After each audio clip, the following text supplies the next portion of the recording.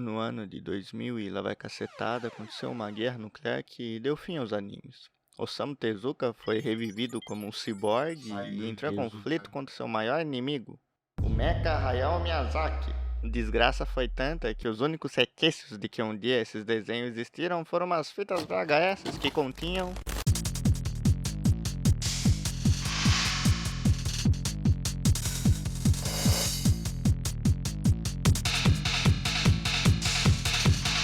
Oi, Jorge, bom e bem-vindos a um figurante de um anime de comédia chamado Vida. Eu sou o figurante, eu vou contar um pouquinho da minha vida aqui pra vocês e contar um pouquinho sobre animes também, né? Tudo numa resenha bem bacana. Vamos ver no que dá, né? Então, como você viu no título, hoje vamos falar de Jojo e de um aspecto muito, muito importante de Jojo, um aspecto muito fascinante que tem esse anime, né? Que é justamente sobre o destino e como ele aborda isso na obra inteira, como o Araki joga isso na nossa cara na obra inteira, as visões dele. Então, esse é um podcast focado nisso, né? Espero que vocês gostem. Eu vou falar um pouquinho da minha interpretação sobre o anime, assim, eu não pesquisei nada por fora, eu não estudei pra falar sobre isso aqui, né? Puramente a percepção que eu tive e como isso me afetou.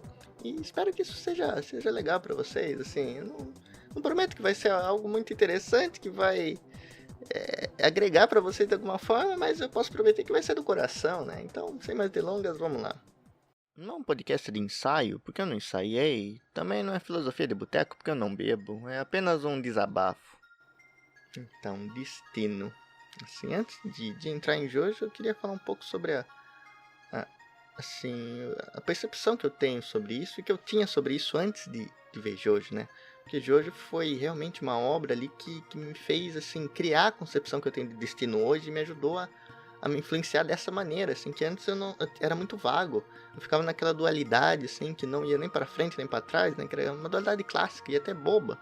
Eu pensar, o destino já tá tudo programado ou é a gente que faz, assim, já somos predestinados a fazer coisas ou tudo pode mudar a cada segundo? E eu sempre ficava batendo nessa tecla, sempre que eu pensava, e nunca criava nada de produtivo, né? Nunca eu conseguia ter um interesse bastante também para pesquisar a respeito ou querer saber mais. Era uma coisa assim que não me perturbava, não me interessava, mas eu não conseguia ter uma resposta. E acho que da primeira vez que eu realmente fui me ligar nisso, né? Me ligar nisso que estava acontecendo foi jogando Chrono Trigger. Sim, Chrono Trigger, um jogo muito bom que espero um dia poder trazer alguma coisa sobre ele aqui no podcast para vocês, né? E em Chrono Trigger também, esse lance de destino abordado toda hora, né? Ainda mais com as viagens do tempo, possibilita você brincar muito com isso. E acho que da primeira vez que eu fui intrigado mesmo no jogo foi, se não me engano, acho que no reino de Ziel. Tem um núcleo.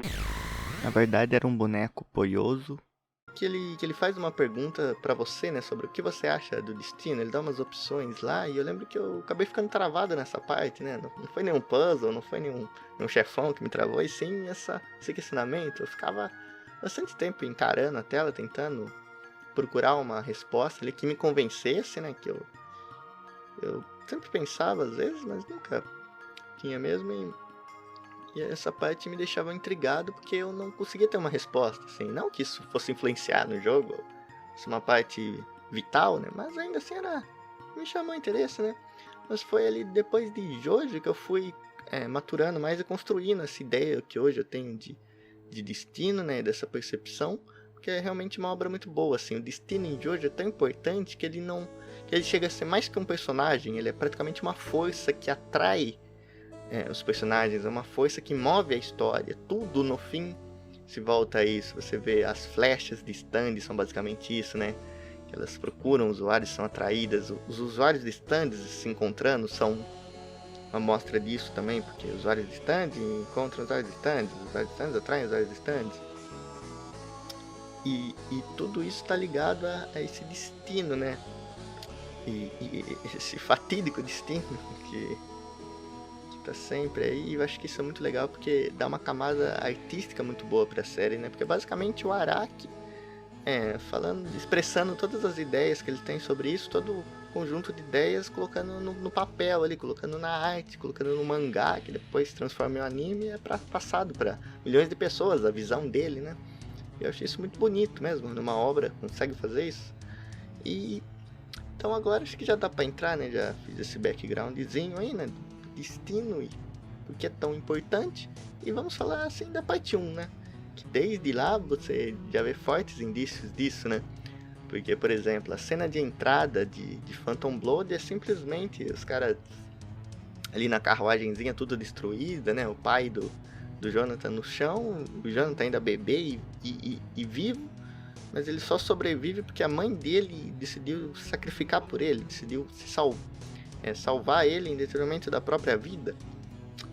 E assim, e se ela não tivesse feito isso, assim, Jojo não existiria, né? Hoje a gente não conheceria essas bizarras aventuras.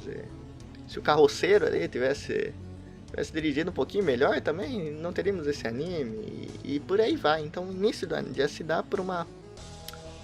o destino pregando uma peça ali nos personagens, né? E é muito legal isso, porque realmente tá do início ao fim de Jojo, nas 8 partes, e provavelmente na parte 9 é uma coisa que tá muito forte. E talvez seja o principal subtema de Jojo, o principal tema mesmo de Jojo, né? E até a abertura ali da parte 1, né? Que você for ver, né? Aquele clássico refrão, né? O Sonoshi no Sadame, numa tradução livre, fica algo como o destino desse sangue de Jojo, né? Falando ali do início da linhagem Joestar, do sangue que tá nas veias deles, de como isso é importante, de como essa parte 1 vai influenciar todo o anime do começo ao fim. E você vê que todos os personagens ali estão ligados pelo destino, né? Jojo e Jill, uma rivalidade, dois ali meio irmãos ali que foram criados juntos, que cresceram juntos e mesmo com tudo aquilo eles ainda morreram juntos, né? Se mostrar o fim da parte 1, o Jonathan mesmo fala isso, né? Que é uma coisa bizarra, que é uma amizade bizarra que os dois tiveram e que no fim acabou com os dois ali no barquinho pegando fogo, explodindo. E claro, depois o Jill volta ainda no corpo do Jonathan, e de novo, eles estão juntos. E assim, no decorrer da série a gente vai tendo essas mensagens, a gente vai vendo o crescimento do Jojo, né, do Jill. E um personagem que eu queria falar um pouquinho aqui também, que eu acho que é, não digo injustiçado, mas muitas vezes talvez seja até mal interpretado, e com razão até, é o pai do Jojo, né, o Joji Joestar.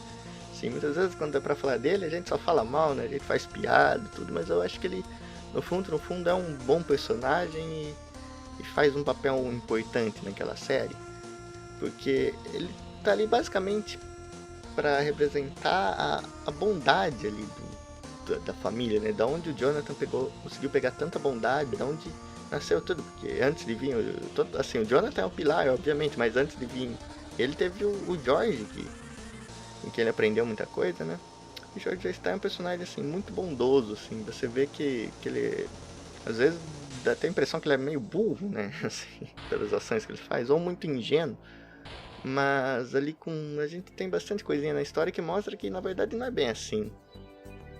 Ele nunca foi passado para trás, digamos assim. Ele nunca levou um golpe sem ele sabendo o que estava acontecendo, né? Por exemplo, ele sabia que o George Joestar, que o Dario Brando, o pai do Jill, tinha roubado ele, e inclusive tem a cena lá na cadeia, né, que se não me engano é referência a alguma outra obra literária que tem por aí, ou de algum filme muito antigo, mas é legal, mas aqui na obra, né, o papel que ela tem é de mostrar que ele, mesmo sabendo de tudo, mesmo sabendo que o Dario Brando era aquele tipo de pessoa, né, aquele cara que roubava tudo, que não era, definitivamente não era uma boa pessoa, mas ele foi lá na cadeia, tudo, que o Dario tinha roubado o anel ali, acho que da esposa dele, se não me engano, ou do próprio Jorge, né, na verdade, né, da esposa ficou com o Jorge, e ele fala, ele fala pro policial, né, não, ele não roubou, eu dei pra ele, né, ele pode ficar com o anel, né, e aí tem um diálogo muito interessante dele com o Dario, falando, olha,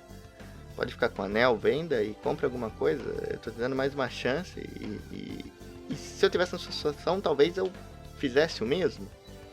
E você vê ele dando chances, é isso que ele faz. O próprio Jill, você acha que ele não sabia das coisas que o Jill fez com o Jojo? Você acha que ele não percebeu? E tudo bem, ele fazia vista grossa, tudo, mas ali era ele dando uma chance a alguém que ele achava que merecia. Por exemplo, na visão dele, o Jill estava fazendo todas aquelas coisas, talvez por causa do pai, talvez porque ele tinha algum motivo e tudo. Então ele deu todas as chances possíveis para essas pessoas que provavelmente ninguém daria uma chance. E acho que isso que faz diferente, assim.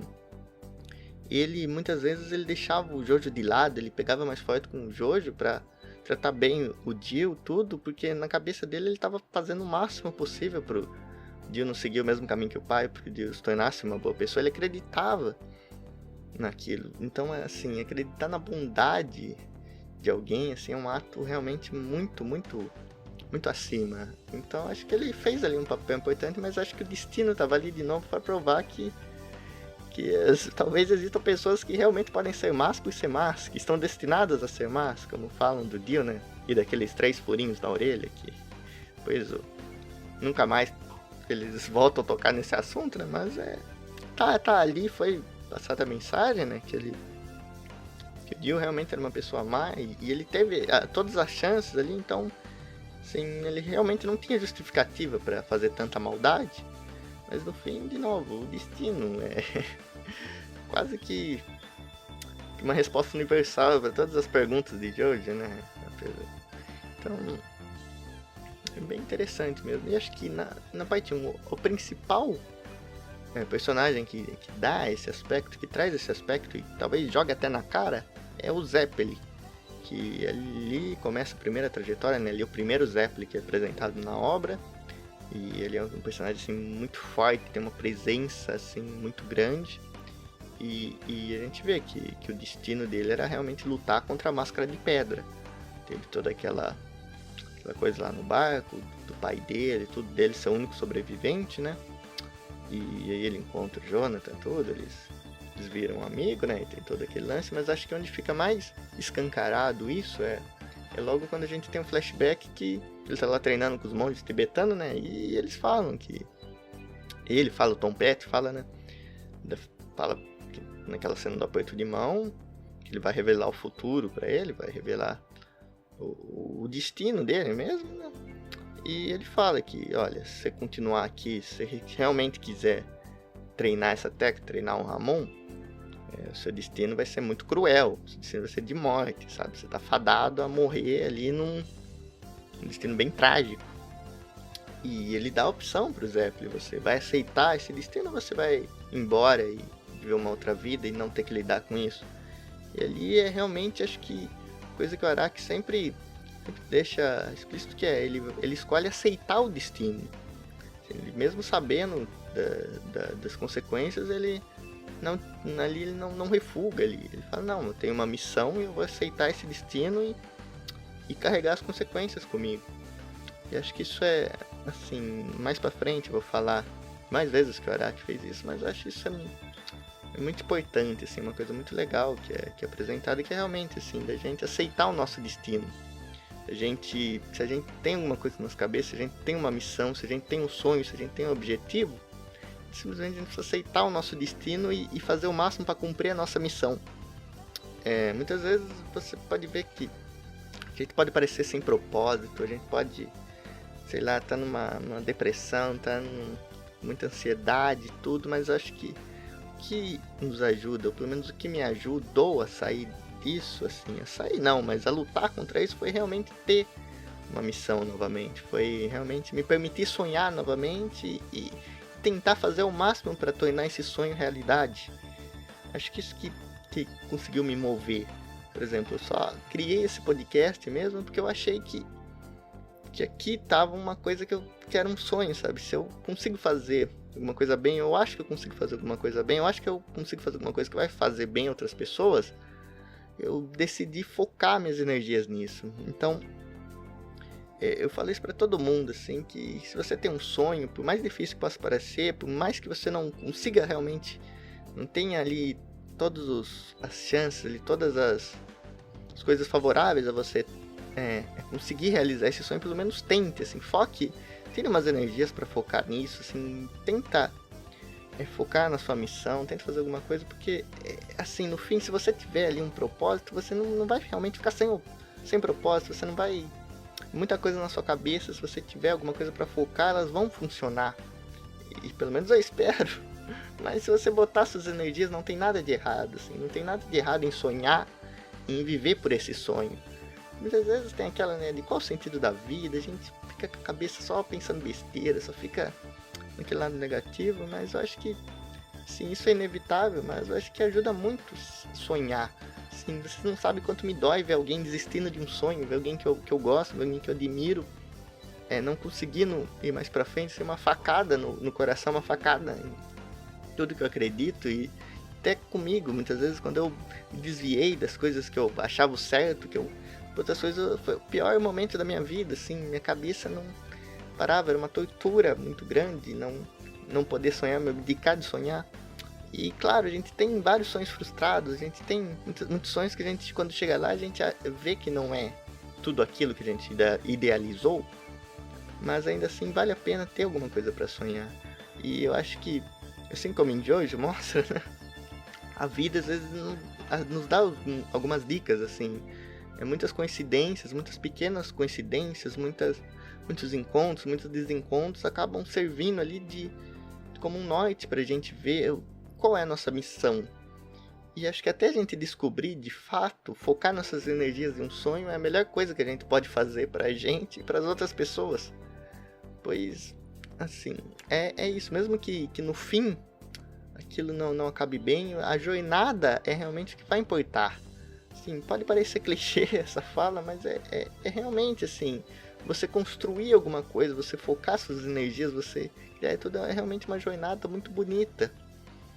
E bem, o final você vai descobrir, assim, o final, assim, o destino é a gente que faz, o destino já tá tudo feito, eu não sei, mas se a gente focar nossas energias, uma hora vai valer a pena, isso eu posso garantir pra vocês.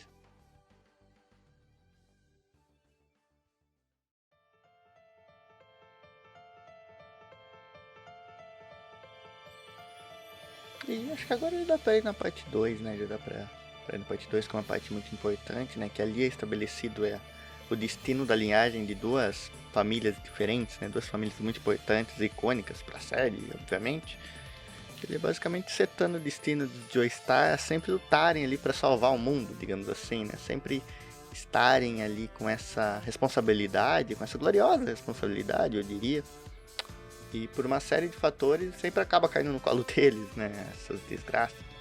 Enquanto que também é setado assim, um destino bem cruel, assim, um destino bem sofrido para os Zeppelins, né? A gente já tem o primeiro Zeppelin que a gente é apresentado, o segundo que ambos ali eles apresentam essa mesma coisa, que o destino deles era se sacrificar por alguém, era morrer por alguém, era morrer ali ajudando alguém. E não só esses dois, quando a gente tem ali o flashback do Caesar, né? A gente tem também o que o pai dele fez, o ato nobre que o pai dele fez, salvando ele mesmo sem saber que era o filho dele, né? E isso é realmente muito cruel e tudo mais, mas de novo entra aquele negócio de aceitar o destino, né? O Caesar, a gente vê toda a trajetória dele, você vê que ele, todo esse entendimento dele, toda essa mudança que ele vai tendo em relação a esses pensamentos, né? No começo ali e até no finzinho, às vezes ele se desentendia com o Joseph e até tentava culpar o Jonathan ali pela morte do vô dele, né? Do Zeppelin, né? William Zeppelin, lá, o primeiro Zeppelin que é nos apresentado. E ali ele tem esses conflitos com o Joseph, conflitos até internos, mas ali na última luta dele ali contra o Wan é quando ele finalmente entende e percebe que apesar de tudo, aquele é o destino dele, ele entende qual que é o destino e aceita, né? Ele se sacrifica ali pra pegar o pingentinho lá, o piercing que tem um antídoto, né, pro Joseph, ele faz isso, ele tem aquela bolha de sangue, tem aquela cena icônica, né? E aquilo é basicamente setando, né? Um destino muito cruel pro Caesar, um destino muito glorioso pros Jojos, né? Mas assim, ambos os destinos são muito bonitos. E falando um pouco mais do Joseph, assim, é aí que a gente vê um pouco de como o destino também pode ser uma grande comédia, às vezes, né? E que a gente é a piada. Porque ele tá enfrentando um inimigo que parece que não tem salvação, né? Um inimigo imortal, um inimigo que é um deus aqui na Terra, se for ver os poderes que ele tem de poder criar a vida daquele jeito. E assim, você vê que o que realmente derrotou ali, o que acabou com tudo isso foi simplesmente uma coincidência. Que é o que eu venho trazendo para vocês, foi um impulso. Assim, o Joseph ali na iminência da morte, ele age por impulso e usa a Aja para se defender do Cars, assim, por impulso mesmo. Isso desencadeia uma série de eventos extremamente específicos ali que garantem a vitória dele. Então, assim, simplesmente ele pegar a pedra e defletir um ataque do Cars ali no canhão ocasionou assim muita coisa que extremamente específica que ocasionou para a derrota do Cars. Então, você vê como o destino às vezes tem essas coisas, né? Se a gente para pensar para onde a gente tá hoje, ou para coisas que aconteceram, ou podiam acontecer, assim, quantas coisas não aconteceram simplesmente por uma coincidência da nossa vida, né? As coisas aconteceram por um simples detalhe, por um simples desencontro, um simples encontro, como eu citei, assim, do nada. Assim, coisas que às vezes parece que caiu do céu, ou veio diretamente do inferno, né? Depende de se é bom ou ruim. Mas coisas que você não controla. E você vê que às vezes mesmo você tentando, mesmo você dando tudo certo, às vezes quando você deixa um pouco de lado, alguma coisa vem e muda tudo. Assim, consegue alterar tudo, e alterar sua visão, alterar sua realidade. E isso é uma coisa muito interessante, né? Porque ali na série até é meio engraçado essa última cena, né? Porque até o Joseph percebe que tudo isso aconteceu por uma coincidência, que ele não pensou nada disso, né? Ele até provoca o Carlos falando que pensou em exatamente tudo. Mas é porque realmente isso acontece, assim, não daquele jeito, obviamente, um vulcão explodindo alguém para a estratosfera, né, para o espaço, mas na nossa vida, muitas dessas coisas a gente tem que perceber que às vezes a gente só precisa de um impulso, que nem a gente entende porque a gente fez na hora. Quantas vezes a gente já tomou uma atitude assim e a gente ficou pensando, por que diabos eu fiz isso, assim, ou como eu fiz isso? E eu realmente não consigo explicar esses impulsos que às vezes nos dá, essas atitudes que às vezes a gente toma sem realmente ter pensado nelas. É quase como um reflexo, né? Um ato que você não controla, um ato involuntário, e como isso acaba influenciando na nossa vida. E é realmente muito legal ter isso aqui na série, ter isso abordado numa série que tem como principal foco o destino.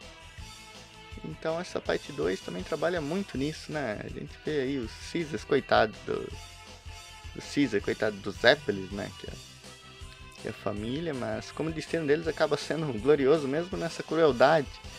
Eles sempre estão fadados a salvar alguém que vai fazer uma coisa muito boa. E agora já dá pra falar um pouquinho da parte 3 também, né? Na parte 3 eu não tenho muita coisa pra falar, né? Porque basicamente ali ele verbaliza, digamos assim, ele verbaliza, não, ele mostra com imagens mesmo tudo que ele quer passar, que ele cria uma coisa que é bem recorrente também, dessa coisa da linhagem meio que ser uma coisa viva também, mesmo meio que ser uma energia, que a partir do momento que o Dio ele ganha um stand, né, ele ganha um stand, mas por ele estar com o corpo do Jonathan, isso afeta toda a linhagem dele, e os dois meio que conseguem se sentir por causa disso, né, eles conseguem meio que se localizar, saber onde eles estão, até coisas mais físicas, digamos assim, né.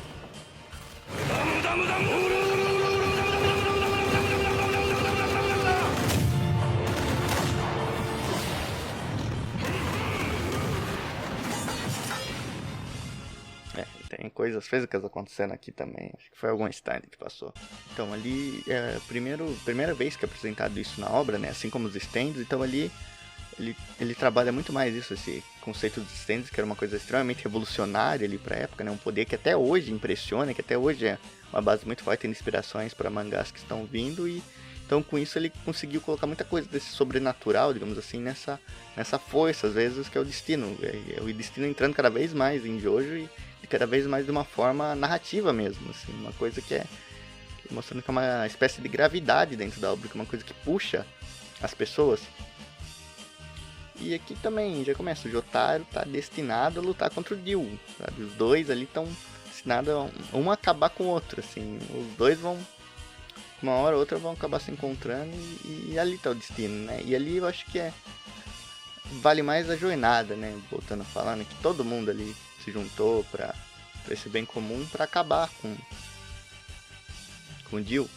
E era uma jornada assim muito improvável, uma jornada impossível, assim, eles, sei lá, dão uma volta ao mundo em 80 dias para chegar lá no Egito, né? No caso em 50, eles vão do Japão ao Egito, assim, sem conseguir usar avião, sem conseguir usar barco, vão na raça mesmo, superando todos os desafios. E aqui acho que é das jornadas mais legais que tem, das jornadas mais bonitas, e com o destino ali, não com plano de fundo, mas eu não tenho muita coisa pra falar da parte 3, pelo menos hoje, né? Mas agora da parte 4 já tenho bastante coisinha assim, porque aqui também é bem legal como esse aspecto, né, tem o seu papel. Que basicamente na parte 4 a gente tem Morio como uma espécie de personagem, né? A cidade se torna um personagem, se torna viva e vai unindo várias pessoas, vai unindo muita gente. E de novo a gente tem aquela narrativa do arco ali, né? Da flecha, dos stands, ela ser atraída pelas pessoas, ela escolher as pessoas que têm uma energia que para poder usar os stands, né, para poder suportar. E aqui a gente tem o nascimento da frase, né, que os stands se atraem os stands conhecem os stands, eles estão sempre se puxando, de uma hora ou outra eles vão se esbarrar por coincidências, pelo destino, por uma série de fatores, né. E aqui a gente tem a cidade se juntando contra, né, um personagem que é muito complexo, assim, um dos melhores personagens de Jojo, um dos melhores vilões de Jojo, os personagens mais bem construídos mesmo que existe, mas quem dá esse start, digamos assim, é uma outra personagem muito boa que é a Reimi. Reimi ali acaba sendo a primeira fantasma que a gente tem em Jojo, né, um outro aspecto novo aí da obra, né, que uma coisa legal do Araki é isso, ele tá sempre colocando conceito novo, ele tá sempre colocando coisa nova, buscando melhorar, ele nunca cai numa zona de conforto, nunca cai, tá sempre buscando melhorar e buscando testar coisas novas, né, ver o que acontece, ver se dá bom, assim, ver se ele consegue, algumas coisas ele abandona, outras ele continua, mas uma coisa que dá pra falar é que ele não tem coragem, né, ele é muito corajoso em vários fatores, e aqui tem a Remy e de novo, ela tá ligada com essa coisa, né, porque a gente se pergunta por que ela tá ali. Porque de todas as vítimas do Kira, futuras vítimas ou tudo mais, ela tá ali. E ela tá ali porque ela foi a primeira e porque ela tinha realmente essa missão, ela tinha essa força de vontade que ela queria dar um fim ali no Kira e dar um fim a todo esse sofrimento que ele estava causando na cidade, né? Então, assim, é meio que como se ela tivesse uma missão e ela não...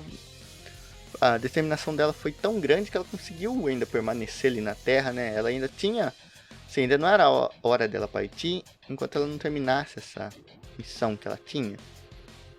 E que é muito legal, então isso que incentiva todos, né? Isso que une toda ali a cidade num propósito comum.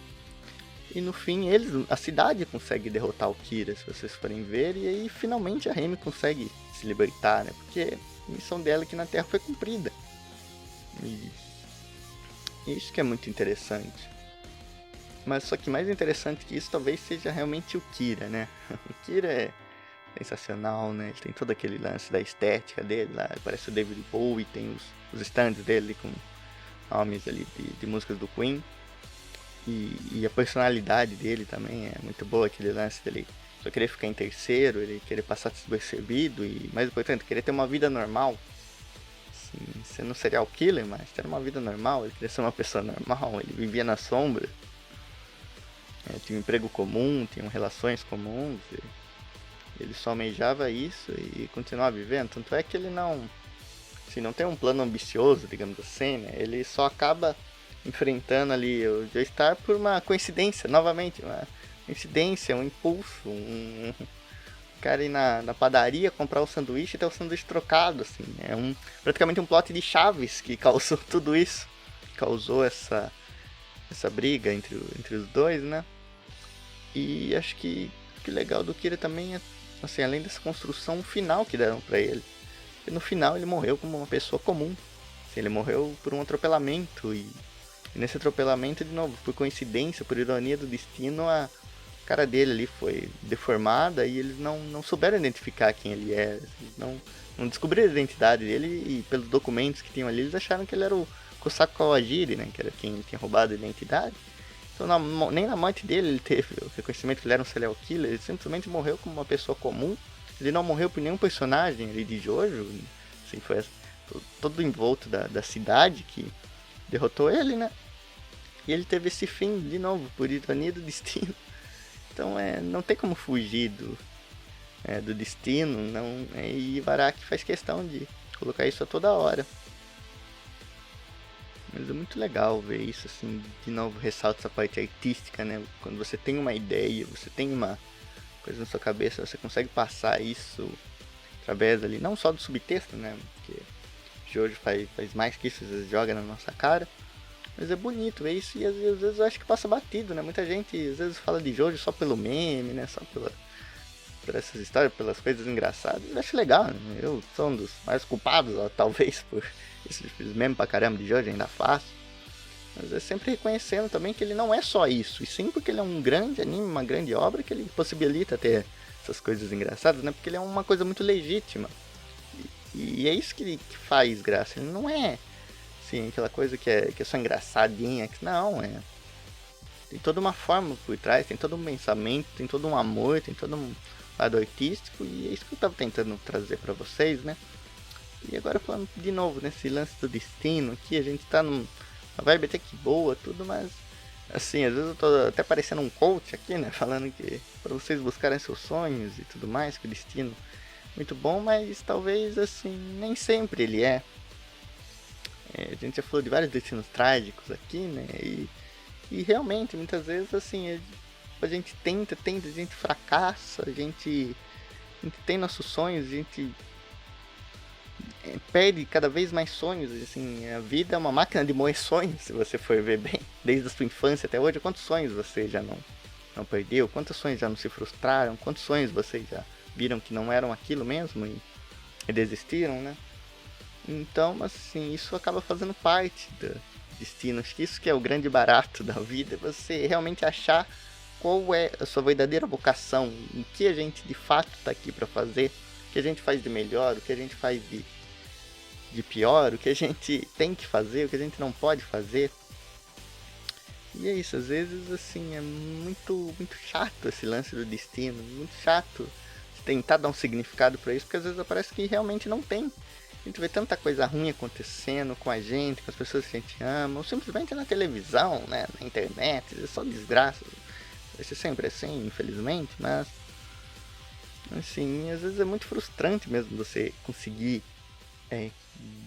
dar a bola pra frente, você conseguir continuar caminhando, é tanta desgraça que acontece, é tanta desilusão, é tanta coisa ruim, às vezes você se questiona se realmente está fazendo a coisa certa, ou se realmente existe uma coisa certa.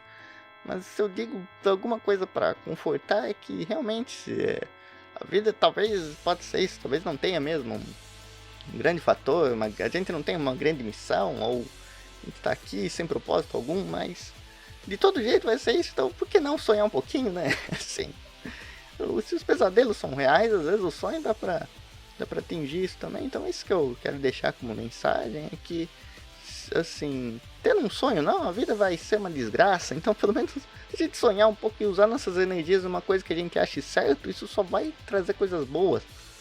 E como eu disse, a gente fracassa muito, mas no fracasso é onde a gente mais aprende. Assim, você só vai conseguir um conselho para você mesmo depois de um fracasso. E a vitória é boa porque você celebra, mas muitas vezes você pode acabar não conseguindo tirar tanto uma vitória como você consegue no fracasso. Então até isso é importante. Eu sei que é difícil, mas a gente olhar um pouquinho melhor para as coisas que acontecem na vida talvez ajude a gente de alguma forma, né? E agora, partindo para a parte 5, que eu acho que é a parte mais bonita e a parte que mais sintetiza isso, desse lance do destino, né? Eu acho muito bonito e acho que às vezes ela até é um pouco injustiçada, a parte 5, porque muita gente às vezes não entende muito bem o que o Araki tá fazendo ali. É uma parte que, apesar de ser uma das mais estabelecidas, assim, a parte que tem a animação tradicional melhor de todas em Jojo, né? A equipe que fez ali fez um trabalho muito bom mesmo e a gente vê o resultado disso, né? Foi uma das partes mais populares, assim, foi um estouro. Mas ainda assim tem muita gente que às vezes não entende alguns conceitos, fica meio perdido e é normal. Mas eu queria fazer justiça aqui e falar de algumas coisas que eu acho muito boa dela, que ela faz muito bem. Que primeiro aqui é uma parte bem diferente mesmo, né? Até não começa com o Jojo propriamente, né? Começa com o Johnny, que é meio que filho do Jonathan, filho do Odil e tudo mais. Mas o principal lance dele é que justamente ele tem um sonho. É uma coisa que eu falei aqui muitas vezes e vou continuar falando talvez até o fim desse podcast, mas realmente ele tem um sonho e é aquele sonho dele que contamina todo mundo, né?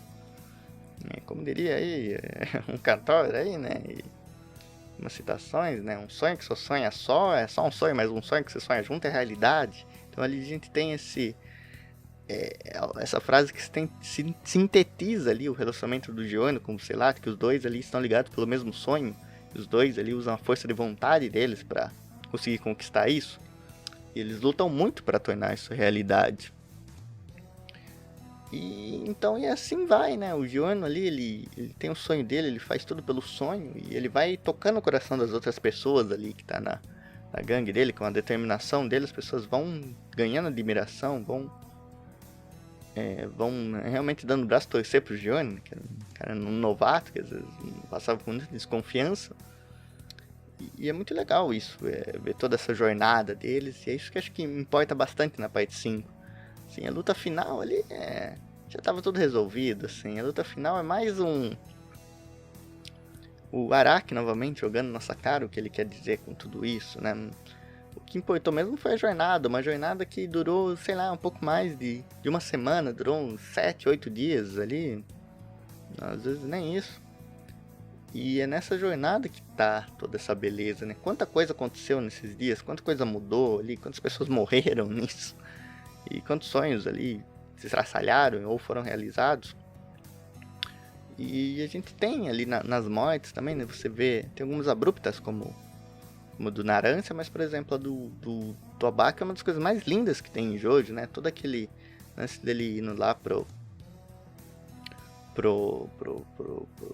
pegando aquele ônibus, digamos assim, né? Aquele ônibus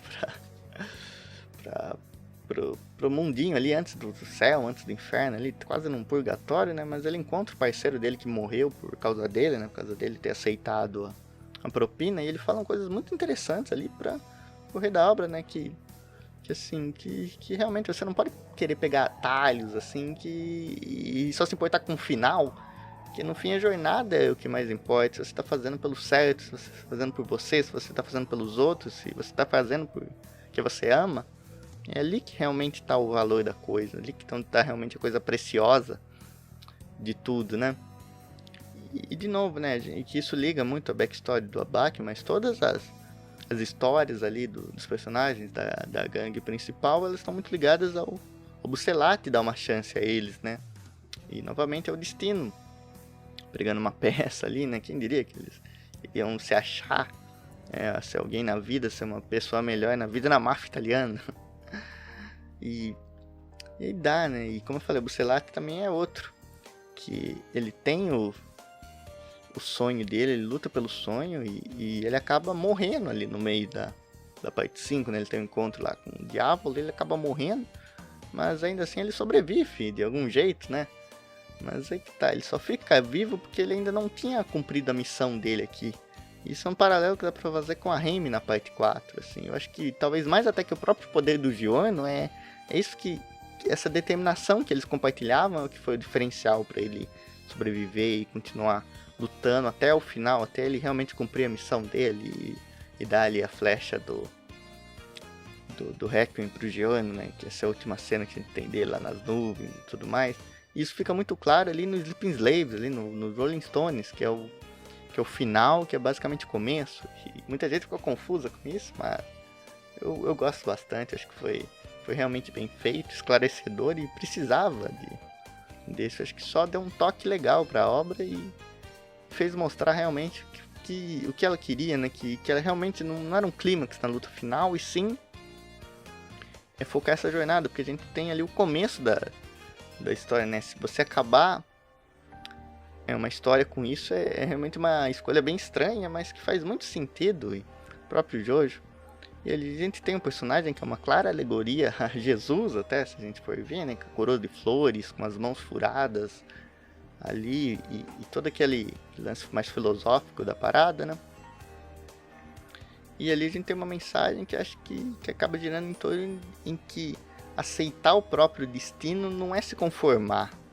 Sim, você não tem que se conformar quando você aceita o seu destino, mas sim lutar para que ele aconteça, mostrar toda a sua força de vontade, assim, mesmo que a gente não possa mudar o nosso destino no final, a gente tem que lutar para que ele aconteça, para que aquilo seja a melhor coisa que a gente pode fazer. E ali, novamente, esse aspecto sendo muito forte em Jojo, sendo uma parte inteira só para isso, uma parte inteira só focada nisso, e dá para tirar coisas muito bonitas da nossa vida e tudo mais. Então eu gosto bastante da parte 5, tem tudo isso, e a gente não pode deixar de falar do Diávolo, que é basicamente ele sintetizando tudo que o Araki não gosta, nesse sentido, tudo que ele antagoniza essa visão, porque ali o Diávolo tá lá pra isso mesmo, pra ser esse contraponto e pra ser quem leva essas pauladas, né? Se for ver, ele tem um dos piores destinos de todos os personagens, não só de Jojo, como de todos os animes, né? Esse looping eterno de morte, porque o Diávolo a gente não sabe qual o objetivo dele ali, além daquele negócio que ele está linkado normalmente com a linhagem de sangue ali da Trish, e as pessoas podem conseguir localizar ele por ela, mas ele quer acabar ali com as consequências dele. Ele é um cara que está sempre fugindo dos seus atos, ele está sempre fugindo do destino, ele está sempre paranoico, ele está sempre se escondendo, ele está sempre ali naquele escapismo, digamos assim, né? Ele criou todos os mecanismos de defesa para ele não ter que arcar com muita coisa. E ele é basicamente tudo que o Araki realmente não gosta, tudo que o Araki condena, digamos assim, sintetizado em um personagem que eu acho muito interessante. E a parte 5 é isso, acho que é como eu falo da parte 1, a parte 5 também acho que se assemelha muito a uma ópera, assim, com essas tragédias que tem, com tudo isso colocado ali na mesa, e dá um aspecto muito interessante. E agora, só pra tocar um pouquinho na parte 6, que eu não vou falar muito, porque eu não sei como anda o anime, né? Não dá pra prever o futuro, como o Diávolo. Mas fica um questionamento, né? Que se você soubesse, assim, tudo o que aconteceu na sua vida, se você soubesse seu destino do começo ao fim, se você soubesse tudo o que aconteceu, exatamente tudo, todas as ações, do início da sua vida até a sua morte, você ficaria melhor, digamos assim? Você provavelmente acabaria com todas as ansiedades, mas isso realmente faria algum sentido? Assim, se a gente, sem saber, acha que a nossa vida muitas vezes não tem sentido, e se a gente soubesse de tudo e não pudesse mudar, assim, o que vocês achariam disso? Não querendo falar nada, né? Mas talvez a parte 6 vai apresentar esse conceito, né? E agora, se não só você, mas se todo mundo já soubesse seu destino, como seria o mundo? Seria um lugar melhor? Eu não sei. Mas fica esse questionamento aí, e acho que foi isso, né? Eu tentei falar um pouco do destino, até falei muito a palavra destino por todo o episódio, e ainda vou continuar a falar mais um pouco nesses momentos de reflexão, mas no fim das contas eu acho que foi legal, foi um ponto que eu queria muito trazer para vocês. Eu queria falar um pouquinho, pelo menos para vocês pesquisarem, né? Eu tenho certeza que aí na internet vocês vão achar conteúdo melhor sobre isso do destino, só que esse é o gatilho inicial para vocês pesquisarem sobre isso e mostrar um pouco da minha confusão no início e de como eu entendi algumas coisas, de como eu interpretei. Eita, não consigo nem falar interpretei. Interpretei, agora foi. E é isso, só queria dar um pouco mais de ênfase nisso, e ênfase um pouco na parte positiva, porque a gente, sei lá, a gente sempre vê aí um monte de desgraça mesmo, muita coisa que deixa a gente confuso, deixa a gente sem essa fé, muitas coisas que decepcionam a gente, mas eu ainda acho que a gente pode ter esse direito de sonhar, que não vai fazer mal, e de focar nossas energias em fazer alguma coisa boa. No fim, eu acho que é isso. Eu peço desculpas aí se eu falei alguma bobagem muito grande, e peço desculpas ainda pela minha falta de confiança em fazer isso aqui, que talvez vocês percebam ou não. Mas eu tô tentando dar meu máximo mesmo. Isso aqui faz parte de um dos meus sonhos, isso aqui faz parte de um dos objetivos. Eu acredito que talvez isso seja realmente uma missão, se é que eu tenho alguma, de criar esse conteúdo para vocês, de criar esse conteúdo para mim, de ver se alguém realmente consegue pelo menos ter o dia melhor depois de ouvir isso aqui, né? E a gente tá aí, né? Eu tô dando meu máximo, mesmo que ainda não seja muito, já é alguma coisa, eu acredito. No futuro eu posso estar dando muito mais, mas é isso. Eu espero o feedback de vocês, se vocês gostaram, se vocês quiserem seguir nas redes sociais, estão aí na descrição, vocês acham em algum lugar, né? Talvez eu fale também que eu ainda não sei os arroba tudo certinho pra falar pra vocês. Esses aqui ainda são episódios pilotos, ainda que que vão sair aí no primeiro mês, né? Mas eu queria agradecer a todos que assistiram. E se vocês quiserem mandar alguma mensagem também, podem mandar, conversar um pouco mais. Diretamente pra mim, alguma rede social mesmo, tá? Todas disponíveis aí, mas foi isso. Muito obrigado por escutarem, por assistirem.